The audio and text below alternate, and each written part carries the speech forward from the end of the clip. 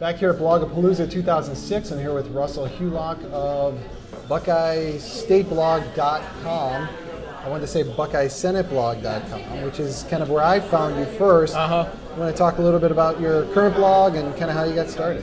The current blog was a migration from Buckeye Senate. The Senate race imploded on the St. Valentine's Day massacre with Sherrod Brown powering out the Marine Paul Hackett. That was the end of that, so I figured it was time to expand and talk about something that was more interesting, which was everything that was going on in the state of Ohio. So I started the community blog at BuckeyeStateBlog.com. And you're the main writer, but you have other writers who contribute as well. Right. It's a community site, and most of the more well-known political writers blogging writers in Ohio can have access to blog there whenever they like, whatever they like. How do you decide? I mean, it's a whole state. It's a big state, 88 counties. How do you decide? What are the things to blog about on a particular day? Most of the news generates itself. Yeah, it really does. I mean, you see it recently with Sherrod Brown and Mike DeWine, and DeWine going all crazy. I don't know what that was all about, but he's ruining his reputation every time he opens his mouth or runs a TV ad. So them sort of things, they're stories that create themselves. But the really fun stuff, I think, is when you get the smaller candidates who come and they talk to you and they put posts up and things. That's really what Buckeye State's about. We want to attract the readers with the exciting, sexy stories, but expose them to the statewide candidate, the state house candidates, the state senate candidates, and the congressional candidates who aren't going to get as much media exposure. And that's what it's really all about. You get the grassroots excited, knowing that they're out there and they can help. How did you get started blogging? And why politics? I've been in politics since I was about 16. I started off in England in politics, became a political consultant. So when I came over here and I got settled in and I saw the direction this country was going in, I thought it was time to make a change.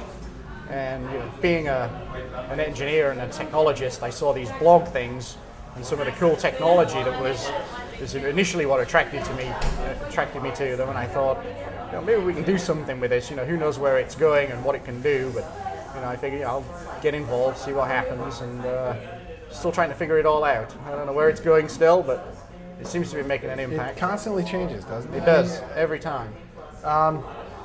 What do you see, evolving over the next year as far as the blogosphere, how it will affect politics in the state?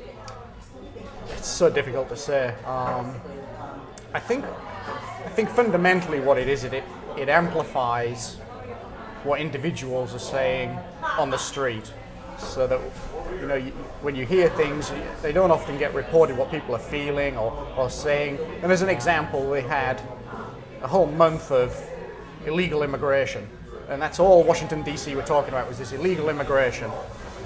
When you go to work, nobody's talking about illegal immigration before that, and nobody's talking about it afterward. It's a manufactured issue, to gin up, certain bases in the political parties.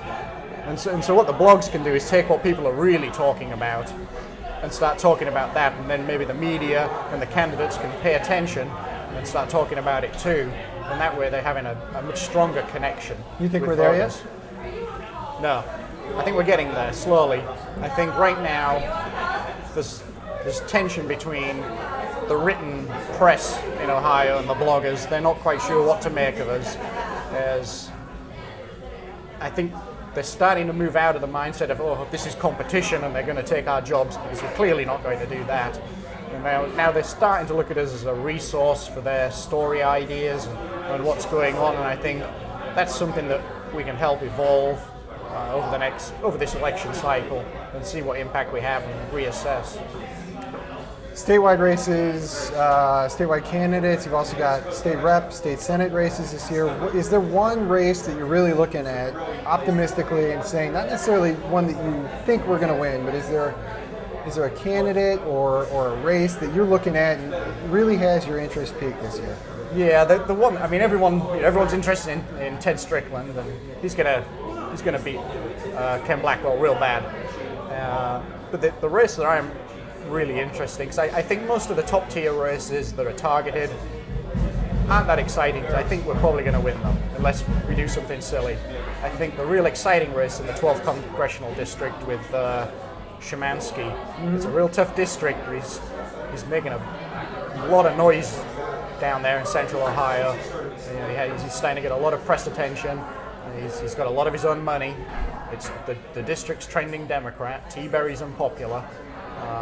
You know, everyone looks at Pat T-Berry like, oh, he's a nice guy, but he doesn't really do anything. Right. And so, you know, he's very vulnerable.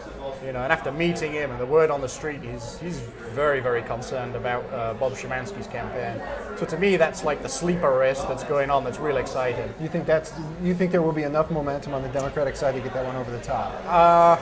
It'll be exciting, I think. It's definitely the sleeper race. Maybe it depends on who's counting the votes, huh? That's always true, right? It's not how many votes you get, it's who counts them. All right, well, anything new coming up that you want to report on, or you're just going to keep on doing what you guys have been doing? Yeah, we're just doing what we're doing. I've got a few projects in the that we're working on right now that, you know, hopefully will be happening in the next month or two, which should be pretty exciting in Ohio. This event here is fantastic. Isn't it? It Oh really man, is. all these bands and the music and the people. There's just so many people here.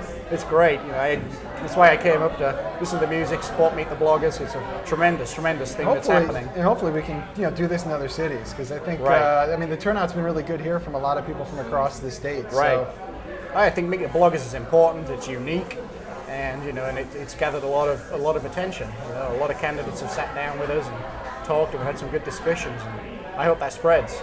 let's It's hope good so. stuff. Russell, thank you. Russell Hughlock, he Thanks, blogs at BuckeyeStateBlog.com, and good blog. Go check it out. Thanks a lot. Thank you.